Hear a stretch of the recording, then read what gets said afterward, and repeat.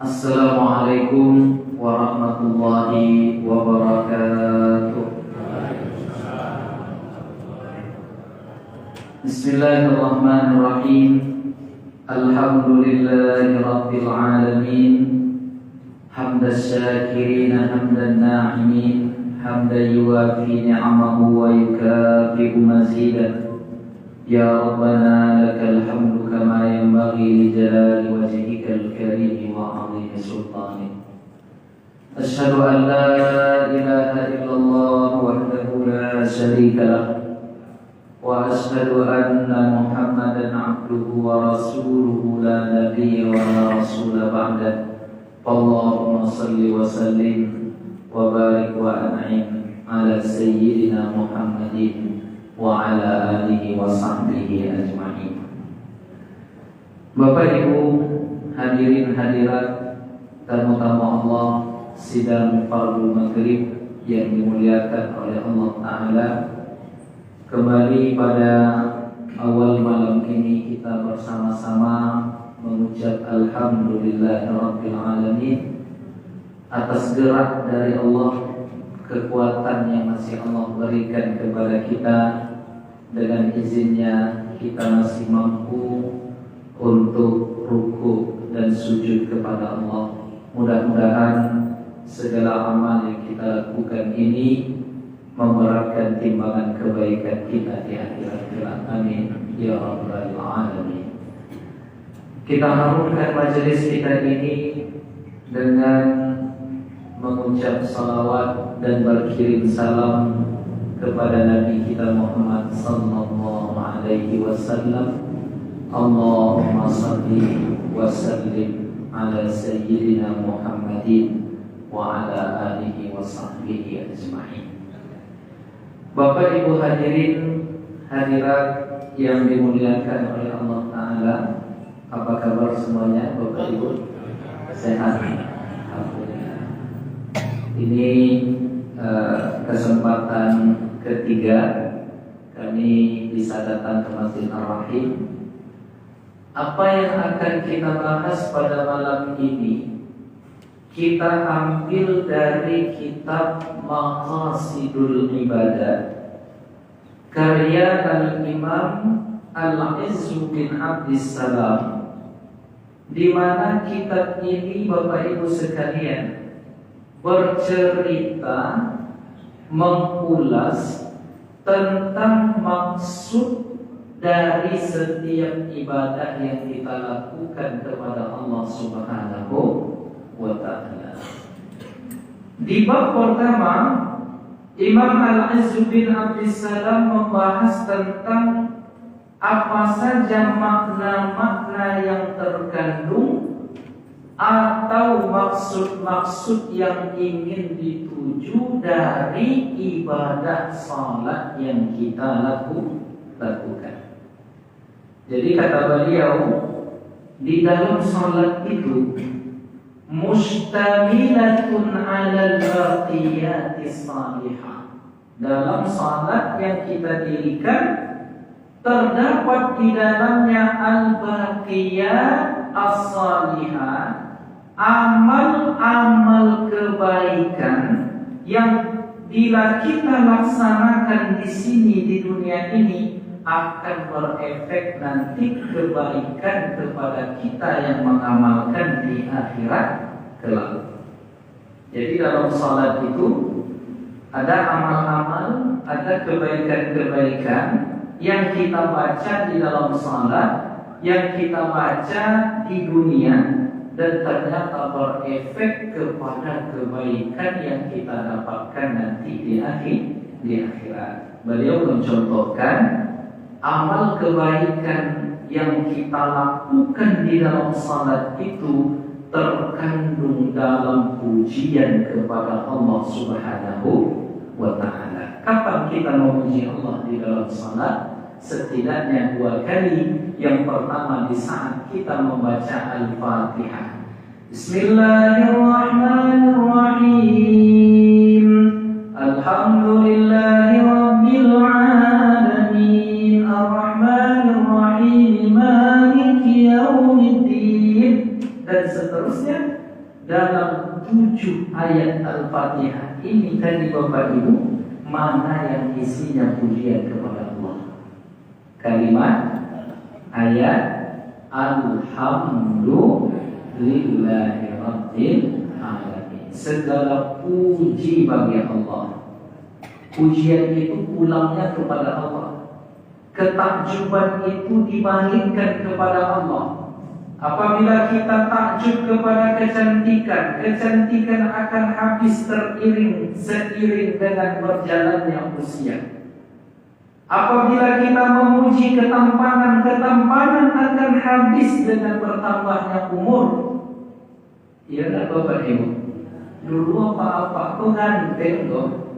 Kini modekonya, ya Pak? Ya lah Pak. Dulu ganteng, kini ganteng juga. Tapi rasa ganteng dulu tengok ibu-ibu ini dulu ancan ibu tuh Pak. Kini ancan juga. Ya, tapi tentu tidak sancat dulu deh Bu. Nah, kalau dulu bening-bening, kini lah mulai berkerut-kerut seketik. Nah, jadi ada perubahan Bapak Ibu.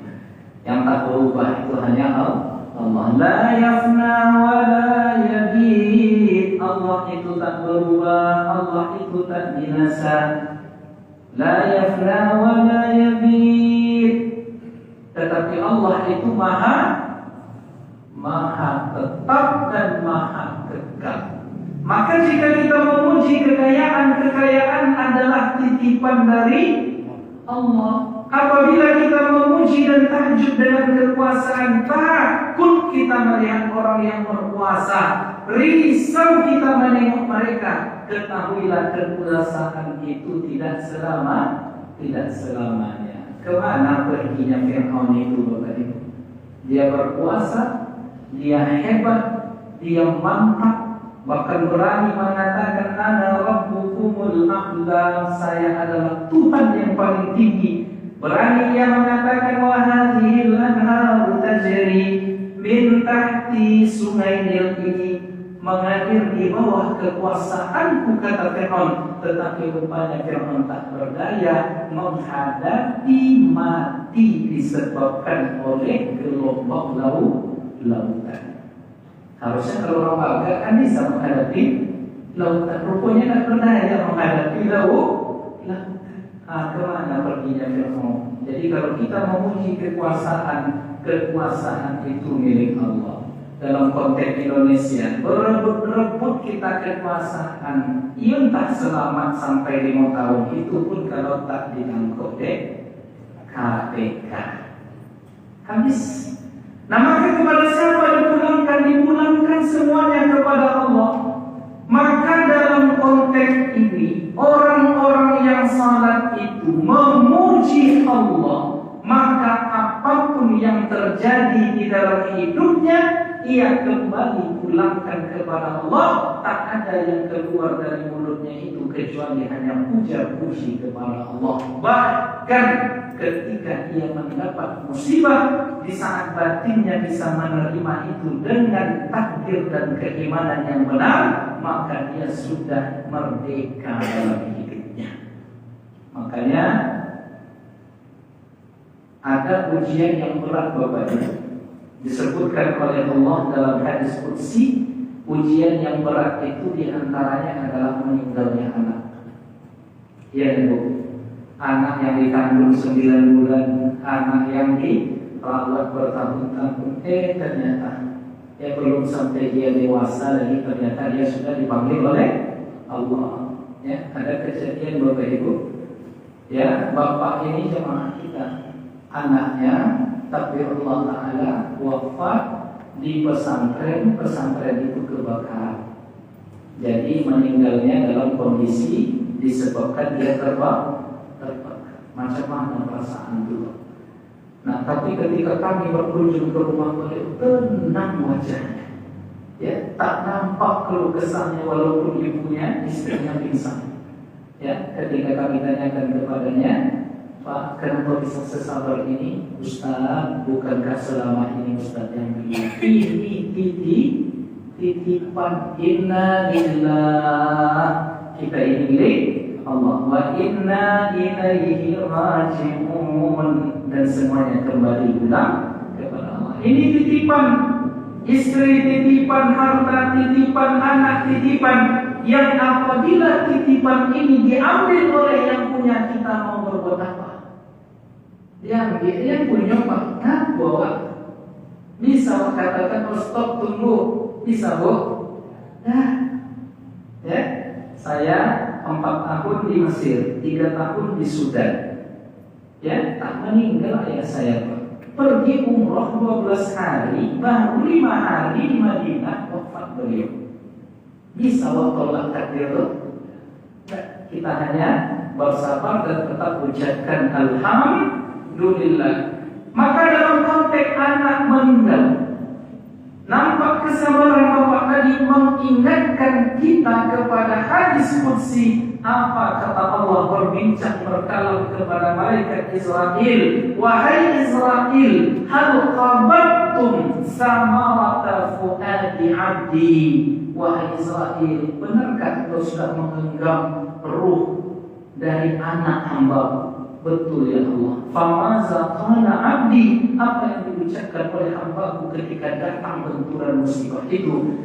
Hamidaka wastarja. Dia tetap memuji engkau ya Allah, wastarja, dan dia mengucapkan inna lillahi wa inna ilaihi raji'un. Kalau begitu respon dari hambaku ini kata Allah, maka ibnu lahu baitan fil jannah, dirikan, bangunkan, buatkan rumah di surga untuk orang ini, dan berikan nama rumah yang dibangun itu dengan Baitul Hamdi, rumah puji.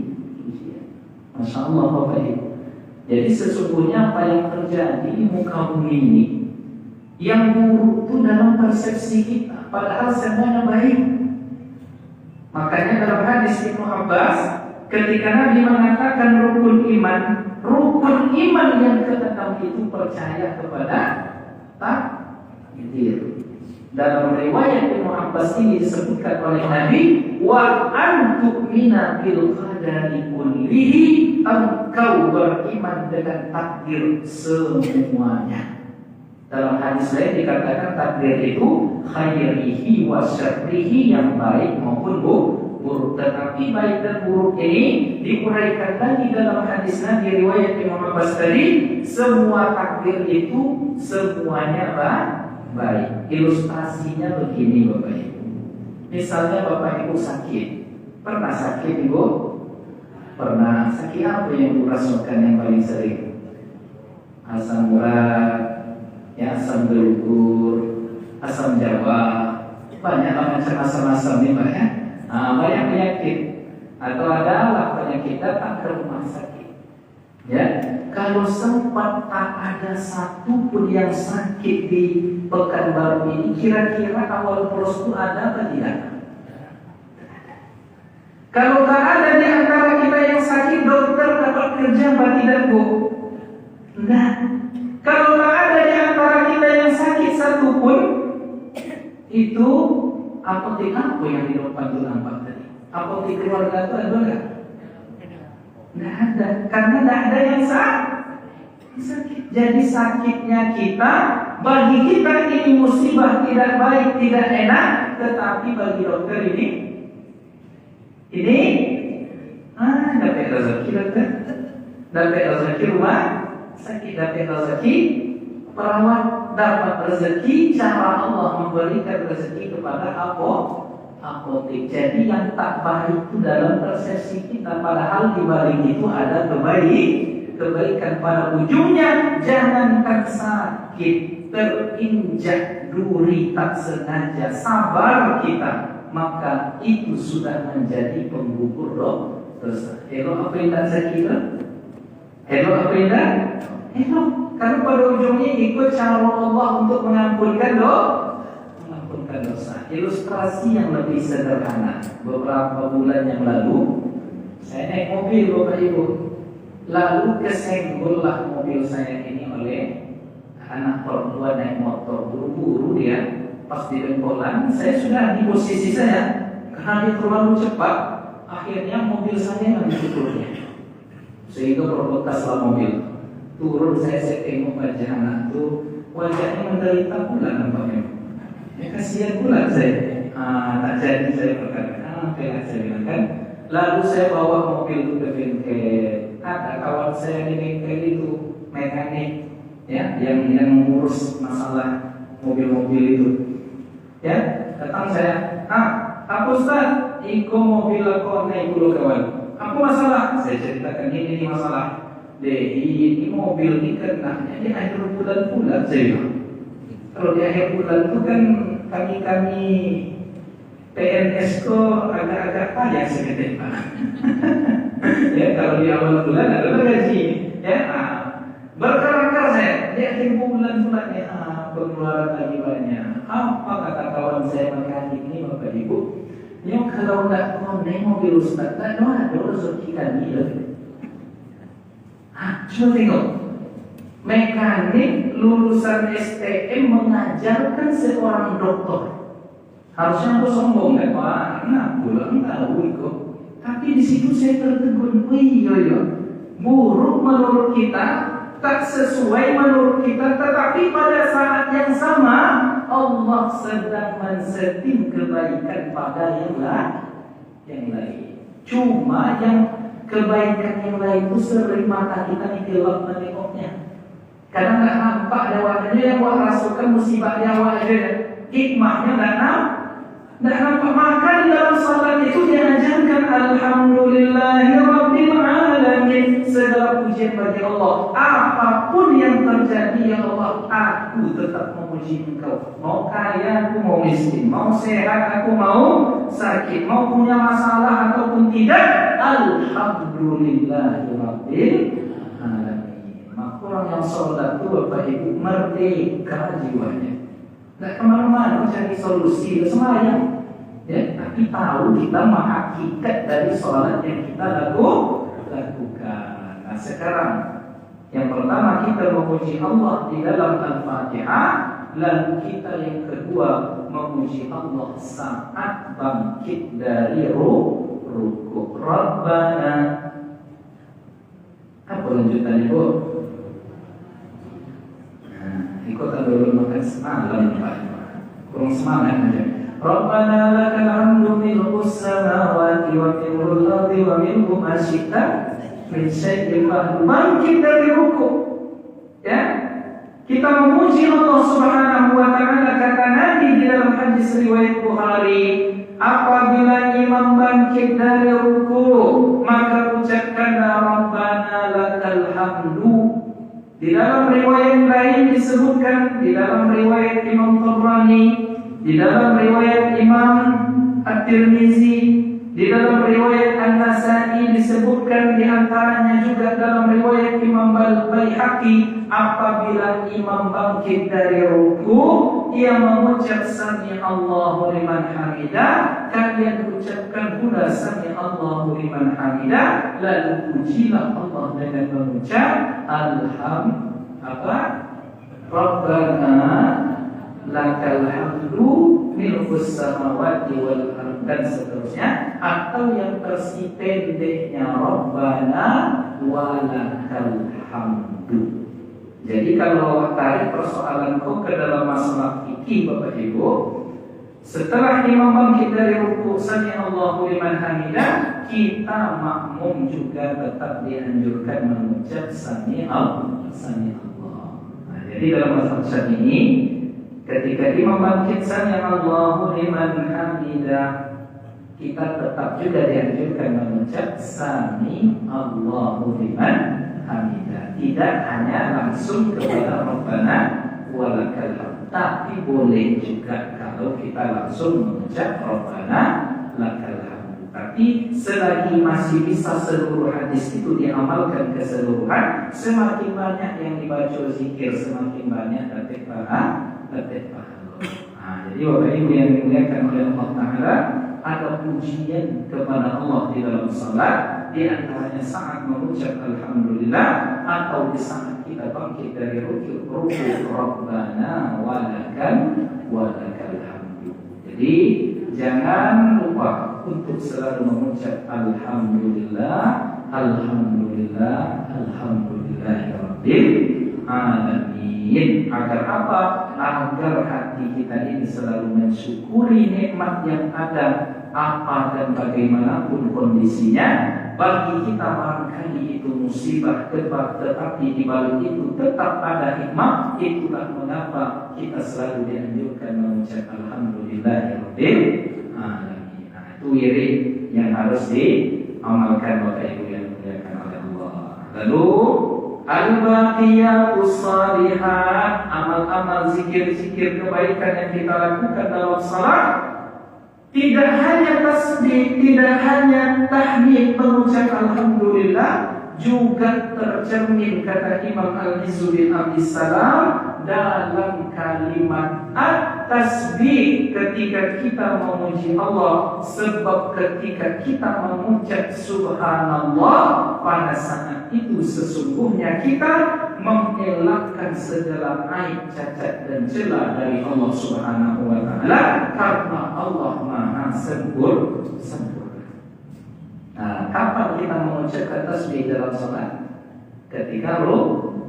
Subhana rabbiyal azim wa bihamdihi. Tidak lalu sujud. Dalam sujud lagi-lagi kita bertasbih kepada Allah, mensucikan Allah dari cacat, celah dan segala kekurangan. Tak ada kurangnya Allah, itu yang kurang ada kita. Lalu kita bertasbih kepada Allah, Subhana rabbiyal a'la. Apa efek dari tasbih ini Bapak Ibu yang dimuliakan oleh Allah? Efek banyak mengucap tasbih. Selain tadi kita mengucap di dalam salat, dia adalah baqiyatus shalihat, amal tabungan yang bermanfaat di akhirat nanti. Ternyata manfaat dari mengucap tasbih itu, cepat rahmat Allah, kasih sayangnya itu datang kepada kita. Apa riwayat yang mendukung pernyataan ini? Dalam sebuah riwayat hikayat diceritakan ketika Fir'aun itu tenggelam di Laut Merah. Sebelum ia tenggelam, 70 kali ia memohon pertolongan kepada Nabi Musa alaihissalam. Wahai Musa, tolong aku, bentar lagi aku mati. Kan hanya dia lupa, ya, pelan-pelan laut itu kembali menyatu. Ya, kemudian Fir'aun sudah, aku bahasa awal, susah omong. Tahu susah omong Pak? Ya, bahasa kampung kami namanya susah omong. Ya, kalau bahasa Indonesia susah omong apa tuh Pak? Susah enak apa sih? Susah nafas dia nengok kondisi itu. Lalu dia mohon pertolongan kepada Musa, ya Musa, bantu aku.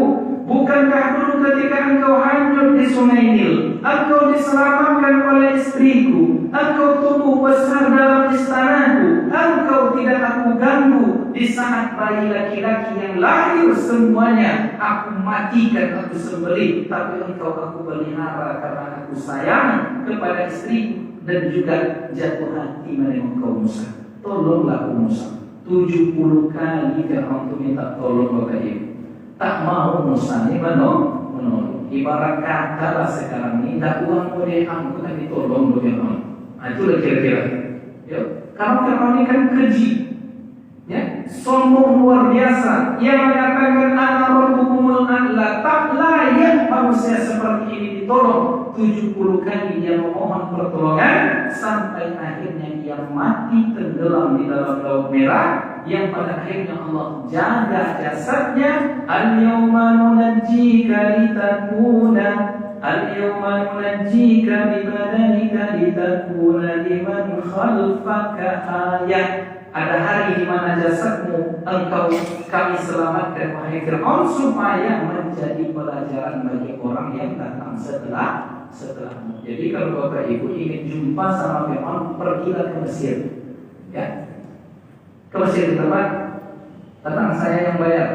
Ya, tempat kita berangkat umroh plus Mesir gitu. Ya, saya yang bayar loh. Setor dulu nanti saya bayar itu.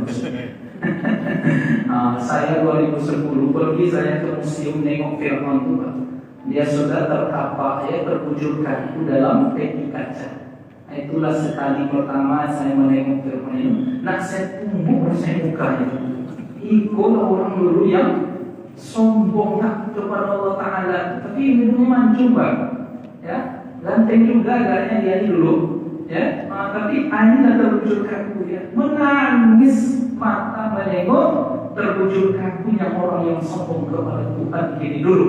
Nah, apa yang terjadi ketika dia tenggelam, ketika dia mati?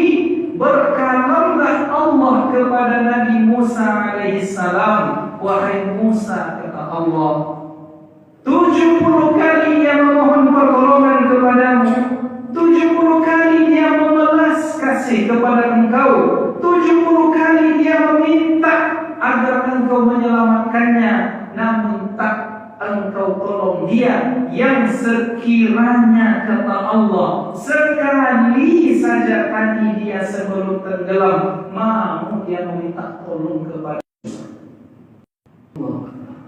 Ke Musa 70 kali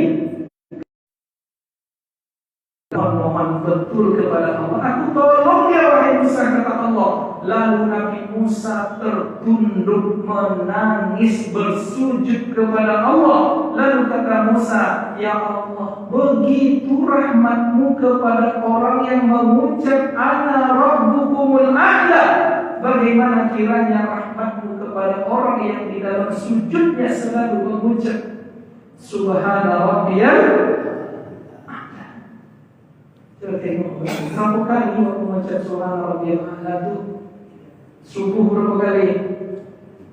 Coba hitung. Zuhur berapa kali? Asar berapa kali yang wajib aja dulu? Maghrib ini berapa kali? Isya berapa kali? Berapa total?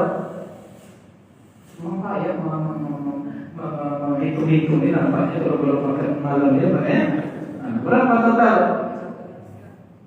Dari subuh sampai isya nanti berapa kali kita mengucap setiap kali sujud 3 kali subhana rabbiyal a'la, subhana rabbiyal a'la, subhana rabbiyal a'la wa bihamdi. Berapa total? 51. Paling tidak. Pokoknya banyak lah. Bingung lah nampaknya mana. Hitung lagi kau pulang dari situ. Hitung. Berapa total? Coba Bapak Ibu yang Allah. Masalahnya kan tidak yakin meminta ke Allah Ta'ala, itu masalahnya. Padahal sekali saja mau dia meminta ke Allah, Allah tolong. Begitu rahmat engkau ya Allah kepada orang yang berani menyatakan ana rabbukumul a'la, bagaimana kiranya kasih sayang engkau kepada hamba-hambamu yang selalu mengucap subhana rabbiyal a'la. Jadi yakin-yakinkan itu dalam pujian dan dalam tasbih kita kepada Allah. Lalu yang kedua, efek dari tasbih itu manfaatnya Allah lepaskan kita dari masalah apapun, masalah hidup Allah lepaskan bersamaan dengan trauma yang terjadi dengan masalah itu. Nah, itu manfaatnya yang kedua. Awak dua itu mainnya gini, dua manfaat, dua zikir dalam salat, tahmid dan tasbih. Dua manfaat tahmid, dua manfaat tasbih. Manfaat tasbih yang kedua, segala permintaan kita diberikan oleh Allah dan dilepaskan dari seluruh masalah, dan begitu juga efek yang lahir dari masalah itu yang dalam kajian psikologis namanya trauma. Apa contohnya Bapak Ibu? Ini terjadi kepada Nabi Yunus alaihissalam. Nabi Yunus ini merajuk dia, ya? Boleh Nabi merajuk? Pak, boleh Nabi merajuk? Boleh. Nabi juga manusia biasa. Boleh Ustaz merajuk? Jangankan Ustaz, Nabi saja merajuk dia. Saya pernah juga merajuk Pak. Merajuknya kenapa? Saya ada kajian rutin di sebuah masjid, rutin 2 tahun ini. Selama Ramadan off, ya, selama Ramadan. Lalu setelah Ramadan, ya, tiba-tiba saya dapat flyer dikirim orang, pengganti jadwal saya tuh, tanpa diberi. Padahal selama Ramadan banyak yang minta, Ustaz di Sabtu sekian, Ustaz kosong dah saya ngisi di masjid itu. pergi pengajian ke masjid Ustaz kosong tanggal Sabtu segini. Saya ngisi Pak. Banyak jadwal saya tolak karena saya menghargai jadwal yang sudah lama dengan janji yang sudah lama dengan orang yang dulu berjanji dengan kita. Kalau itulah sikap kita Pak. Rupa-rupa ditukar Pak. Nggak boleh kita bawa sedih nak. Sakitnya tuh bukan masalah tak ngisi di situ, masalahnya coba dikasih tahu dari awal. Kan bisa kita yang mengisi di tempat lain yang orang meminta, beberapa orang meminta di jadwal yang sama. Oh, dimintanya saya Idul Adha di situ Pak. Tak saya jawab WA-nya. Ya, merajuk saya. Ya, kemudian di teleponnya tak saya angkat. Ya, kemudian dijadwalkan oleh MDI saya khutbah ke situ. Saya sampaikan kepada MDI saya, kamu khutbah situ. Dosanya saya. Dosa itu. Berdosa tak saya? Tidak. Ya, berhentinya.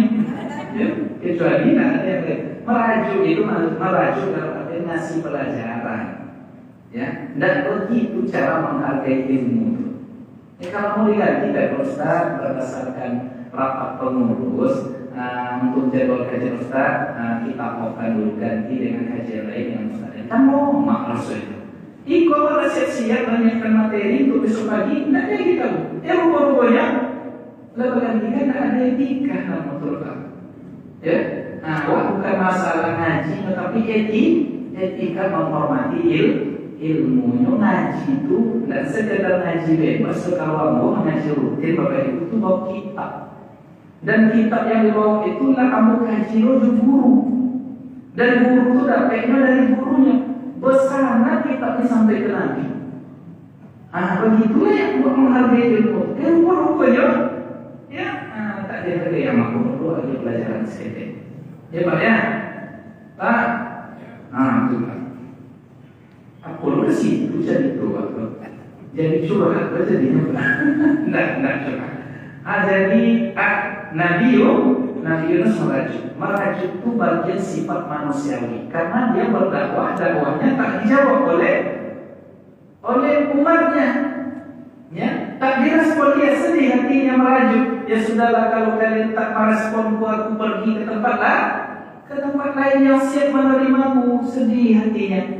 Lalu dalam sedih itu ada guncangan amarah kata Allah. Wa zannuni izhaba mughadiban, ketika si Zunnun Nabi Yunus tadi pergi meninggalkan kaumnya dalam keadaan marah, kesal karena dia melakukan itu dan dia seorang nabi. Dia ditegur oleh Allah Subhanahu wa taala dalam pelayaran tadi. Singkat cerita, tak bisa kapal berlayar karena ada pendosa di dalam kapal itu yang harus dibuang. Lalu diundi.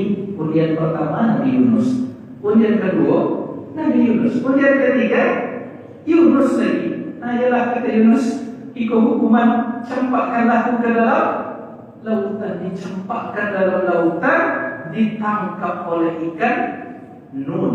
Maka nama Nabi Yunus itu gelarnya Zunnun, yang ditangkap oleh ikan, ditelan oleh ikan.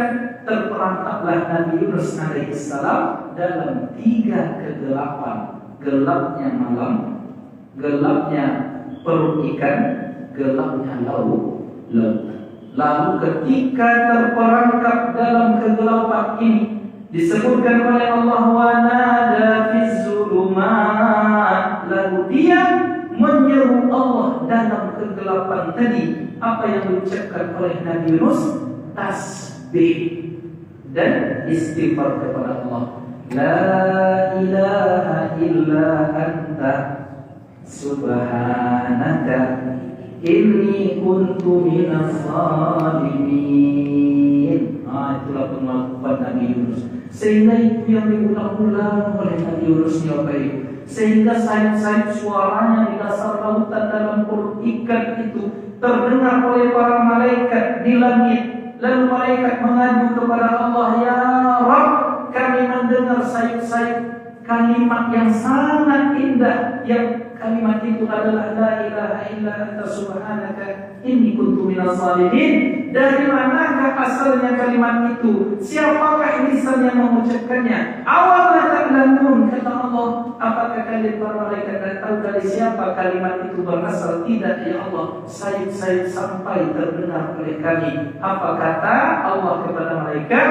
Kalimat itu diucapkan oleh Nabi Yunus bin Matta.